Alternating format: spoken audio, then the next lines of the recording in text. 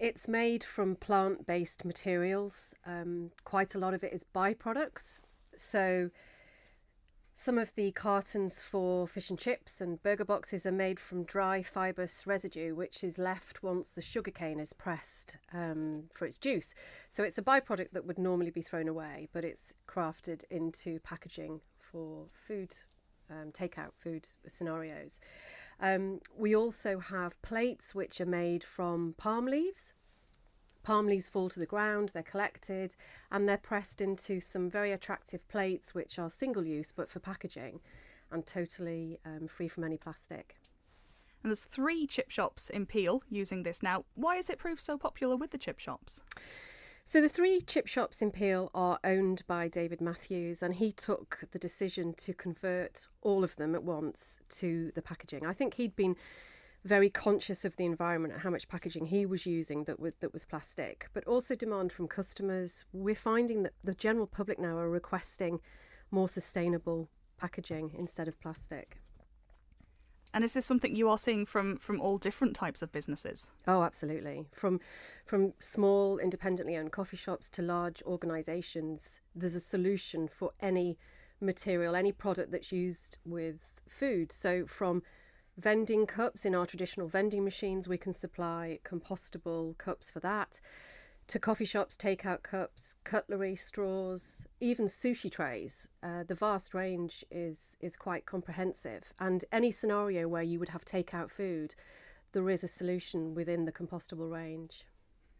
Well, Minister Boot, coming to you, how big an impact does this kind of change have on the environment?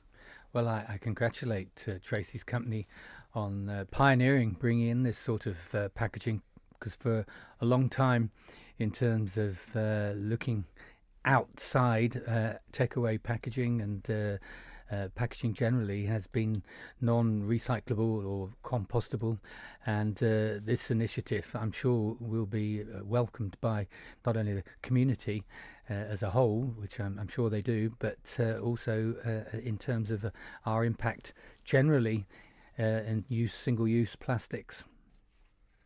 At the moment, this is something that businesses are choosing to do by themselves. Is this something your department would potentially in the future look to make mandatory? Well, we're looking at our phase 2 of the plastic strategy. As the largest employer, phase 1 was about rolling single-use plastic or eliminating it from government and running an educational program throughout government, and we've had a good buy-in on that, and a lot of people, obviously that goes out into the community. Phase 2 is about bringing that strategy to bear on the community as a whole, but I think we've got good buy-in. People like Codden Castle are using this packaging because the public want to see it used. So we're moving in the right direction, and certainly we're looking at banning certain products and as well as educating people to use or use less or no single-use plastic. Does DEFA give help to any companies that are looking to find a way to make that change? At present, we give advice, and I think having spoken to Tracey, the cost of this sort of material is dropping quite dramatically.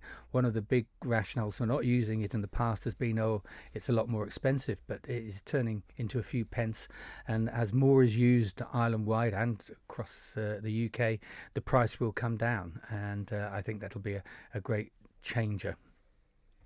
This obviously is in your area politically as the Environment Minister, but also it's in your constituency. How nice is it to see Peel leading the way on this? Well, Peel always leads the way. No, it was an excellent move in the right direction. We buy fish and chips, dare I say, from Codden Castle and the other fish and chip shops in Peel.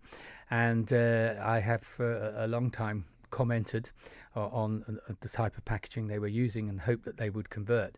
And I think people are generally very aware of this and are requesting packaging that is non-plastic, and I'm one of those. So yes, it's a good news story. And Tracey, just finishing with you, roughly what percentage of the packaging that MannVend supplies is compostable? It's very difficult to give that figure at this moment in time. It's increasing every single day. It's been very strategic for us as to the pace at which we promoted it, because we've got to remember that to compost commercially, you need an industrial composting facility, and the island doesn't have one yet.